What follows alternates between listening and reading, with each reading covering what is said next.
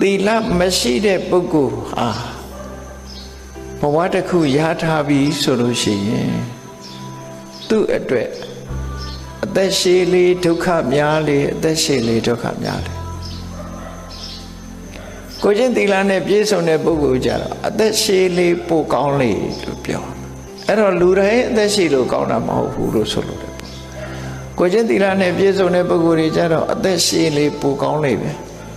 ကိုချင်းသီလမရှိတဲ့ပုဂ္ဂိုလ်ကြတော့အသက်တူရင်အကုသိုလ်နည်းတယ်အသက်ရှည်နေရင်အကုသိုလ်တွေပိုများမယ်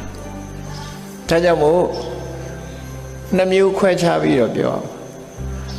သီလမရှိတဲ့ဒုသီလပုဂ္ဂိုလ်ဖို့အသက်တူလေးအကုသိုလ်နည်းလေးဖြစ်ရ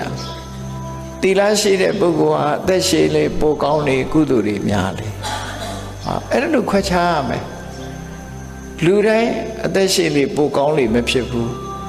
အသက်ရှည်တိုင်းမကောင်းဒါကိုလည်းပဲမြတ်စွာဘုရားဟောထားတာ